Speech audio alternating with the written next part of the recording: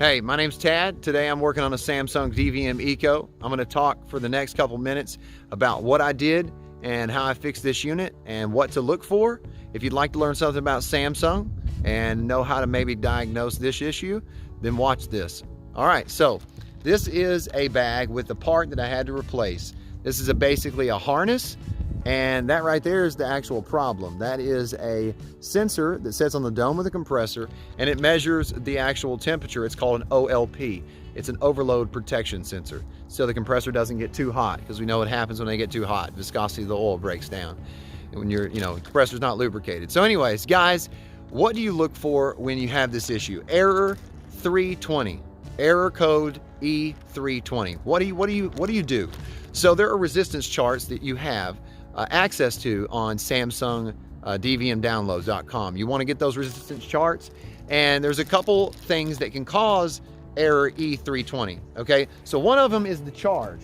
So these units come pre-charged at the factory, and we also use a software if we have long line set length called Samsung DVM Pro, and you use that to calculate the rest of your additional charge. So if you come up to one of these units, you try to put your gauges on, you try to measure superheat and subcool, and then you say, well, it's low of refrigerant. Well, you're crazy, because this unit, it will vary its RPM, its frequency of the hertz of the compressor to maintain the exact evaporation and condensation that it requires to run within the parameters that the unit tries to target. Now, what you can look for is you can look at a discharge temperature of around 138 degrees. If you don't have that, you have a really high discharge temperature, like 190, then you probably have an undercharged system. There's a way, using the buttons on the actual printed circuit board on this unit, to check for refrigerant, okay? I'm not gonna show you that in this video. If you'd like to request that, just comment below. But anyways, let's get back to the story here. So you use the resistance charts, you measure across this, you make your unit to where it's shut off and it's acclimated to the outdoor air temperature. And then if those resistance values don't add up, or it measures to ground using an ohm meter, then you probably have a bad sensor. Now, if the unit runs for a while and it heats and then it shuts off, it could be undercharged.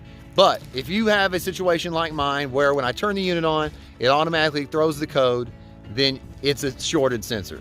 I checked the values, they didn't add up, so I replaced the part. Now, there's a couple tips when you go to replace the part that you want to know. So let me show you. Right here is the front access panel where you have your actual service valves. So this is where you put your gauges on, and this is where your line voltage is, your low communication voltage. There's a panel right next to this on the back side, and that is what the the outdoor ambient sensor comes through. Now you want to take this panel off because there's another sensor at the bottom. So that's one tip I'll give you guys. Now, it can actually be that the board right here that the harness plugs into is actually sending the wrong communication to those sensors, okay? So it could be the board is the issue. If you think you have this kind of issue, you need to call Samsung Tech Support. You need to get with your distributor. If your distributor can't help you, you probably need a new distributor, okay? Guys, if you have any questions about working on diagnosing a Samsung DVM Eco condenser, shoot me a comment. If you think there's something I should have added, send me that comment. Definitely want to grow, and I want to be better every day that I live on this wonderful, beautiful earth. Guys, I hope you're healthy. I hope you're happy. This is Tad, and I hope this is a helpful message, all right? If you're working on a Samsung DVM Eco and you have an error code E320, it could be a shorted open sensor, all right? OLP. It's on the dome of the compressor. Use an ohm meter, get the resistance values off Samsung DVM download. All right, thanks guys. Hope this was educational. Bye-bye.